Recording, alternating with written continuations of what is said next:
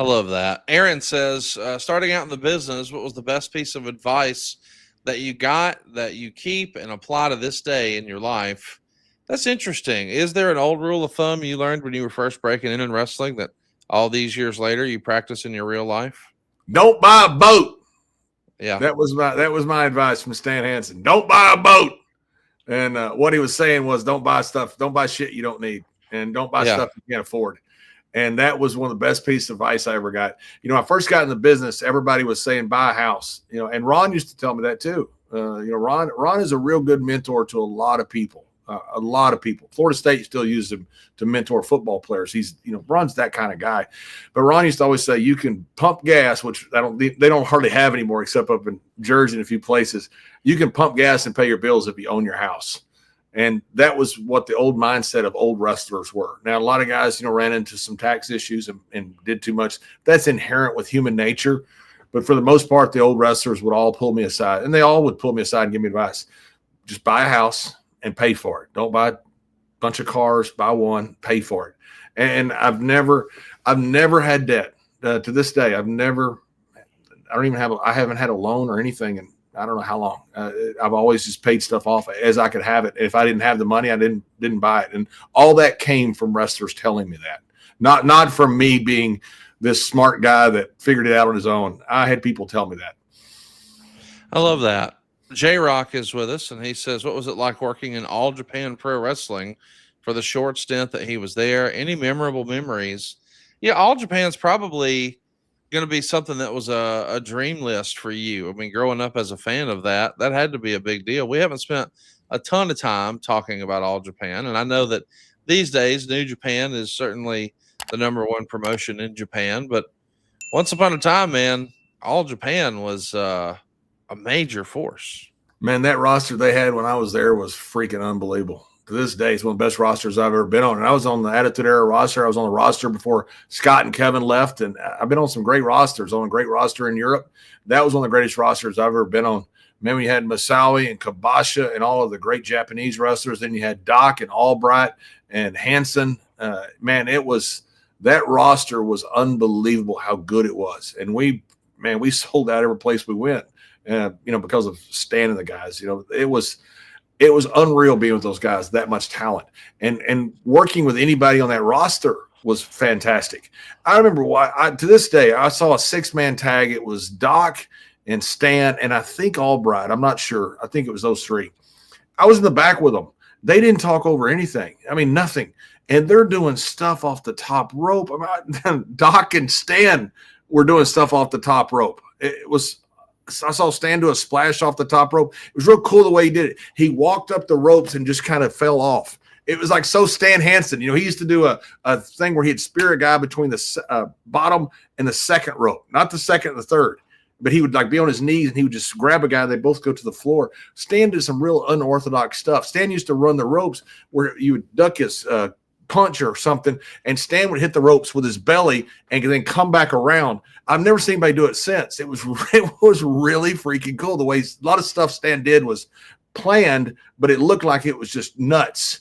And I saw them in a 6-man match. To this day, it's one of the best matches I've ever seen in my life. And it was one false finish after another false finish. And that was when the Japanese first started stomping their feet, when they get going. And that whole place was, rocking. It felt like the building was going to come down. And those guys didn't talk over anything in the back. It's all ad lib. And 6 different people. It's not like you had 2 people doing stuff. You had 6 different people doing all this crazy stuff and these great finishes and all this stuff. And not one bit was talked over in the back. It was so fun being over there with those guys. I love hearing stories about All Japan. I mean, if you've never seen any All Japan, I encourage you, go to YouTube and just type in All Japan Pro Wrestling. You're going to see some unbelievable stuff from some names that maybe you've read about, but you got to see in action. You won't believe how snug and how stiff these guys can be. You wouldn't believe how stiff it was. Oh, my God. Wow. Hey, and by the way, to all you guys out there listening, Carl DeMarco's guy in Toronto, he's the guy I'm talking about that shot him with the ball thing. And I know him so well, and I can't think of his name. So if you guys can think of blonde-haired guy who's always did the merch forever, somebody can think of him out there, please send his name. Sponsor my wiener. That's what we do around here. We're That's always what we do. sponsoring wieners. Jason has a fun question. Any stories on John Tatum? We haven't spent any time talking about John before, I don't think. Hollywood John Tatum. He was a great worker. Horrible body. I saw John about a year ago at some Texas reunion or something. John was a really good worker. I think he was with Missy Hyatt. I don't think he was legitimately with Missy. I believe. Yeah, that's right. In Texas. Yeah, John could get heat anywhere. Really good worker. He always had the golfing gimmick. And I got to work with John quite a bit. Always a lot of fun. He was a really talented guy as far as calling a match. He was, the older guy, so he was calling the whole match. And it was always a terrific time to be out there with him because he knew what he was doing. John was one of those great guys from Texas that, if Texas hadn't been so hot and big at the time, Tatum was a guy who would have been good in WWE. Tatum would have been good on a different level. But again, he's like Steve Simpson. Steve Simpson was making a ton of money. Everybody in the state knew him, and guys just didn't leave hot territories at that time to go to a hotter territory. A few guys were like, Piper, who was the hottest guy in the Carolinas, and went to Vince. Most guys, when you're that hot, you just stayed, and that was Tatum. He was hot, and he just stayed there in Texas. But he'd been great on a national level. We've got a fun question here from Carl. Oh, hey, Pumpkinhead, Derek Castleman. That's who it was. Look at you getting a text. Yeah, I got a text from Steve Rubin, who's my good friend, and he just sent it to me. Oh, yeah. I hogtied. He reminded me I hogtied Derek Castleman to the ring post one time. I duct taped him to the ring post one time and left him there. Yeah, he had. What happened is he had said something about me and Briscoe, and I forget what it was. It was just a smart ass comment, and he thought we were leaving for the day. He didn't know we were leaving for just a little bit. And he goes, "They better be glad they're gone or something." I was going to kick their ass. Just ribbing. Yeah. So anyway, of course, as soon as we came back, they told me and Briscoe back. I can't remember what he said. He said something smart ass. He thought we were leaving for the day. We tracked his ass down and we caught him and we duct taped him to the ring post. I got a picture of it. I got to find the picture and post it somewhere. Oh, God. We put cake on top of his head, and we told anybody they weren't allowed to unduct tape him. So we duct taped him to the ring post in the middle of the day and put cake on top of his head. Blue cake. I remember it was blue cake. And me and Briscoe taped him to the post and left him there all day.